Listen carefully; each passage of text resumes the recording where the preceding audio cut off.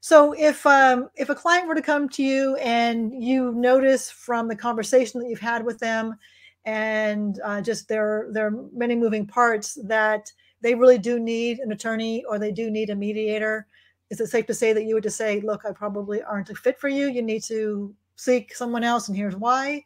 And do you then have a list of, attorneys that you work with that you would refer them to? Yeah, when we offer free consultations, and I have that for two reasons.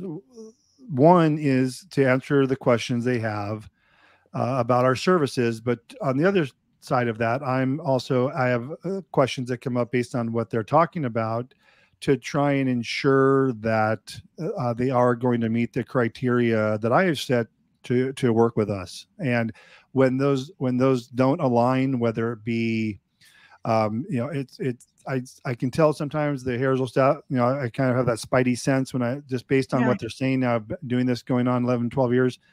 I know based on what they're saying, they'll say it's amicable, but there's domestic violence. I'm like, oh dear. I don't know if they'll think that. I don't know how, and I'd say, I don't know how those two go together, but yeah. So yeah, I'm very careful about who I take on as clients, because one bad client that doesn't meet our criteria can just be a whole time suck, and it's not good for either one of us, not fair to either one of us, the client or myself.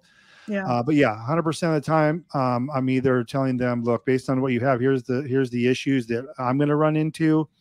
Because if you don't, we do all the paperwork and ultimately you guys don't sign off on it, you're back to square one, because if you guys don't sign, I can't submit and can't finalize your divorce. So, and I don't want that to happen. I don't want to take people's money and then we can't finalize their divorce. So I'm very careful on that. And I will refer them to attorneys, because if it based on what they've told me, the spouse is, cutting off insurance or doing these things right away, I'll tell them, look, I'm not a good resource for you. You're going to need an attorney, and here's why.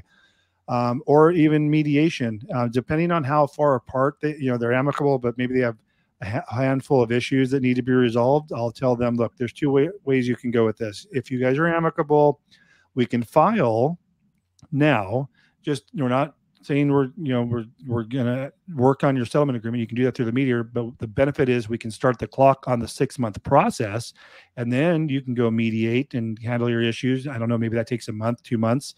We're still within that window. You're not delaying the divorce. You started the clock on it, so you're not holding up from filing. Or I'll tell them, if you're not that amicable, then I wouldn't even file for divorce. Go mediate first, because sometimes the filing of divorce and you're being served and all this stuff will aggravate, maybe an amicable couple is trying to mediate, kind of makes it more real. So depending on the feeling I get from like how amicable they sound, I'll say, hey, I think you'd be fine to file now, then go do your mediation. Or, you know what, I think this will make it worse. I'll put the pressure on. Why don't you guys go mediate and then come back to me? And then you come with a full agreement in place, just like you would a client that's working at the kitchen table with their spouse. Come to me, have an agreement. It'll make the process go that much faster. Yeah, that makes total sense. Okay, that sounds great.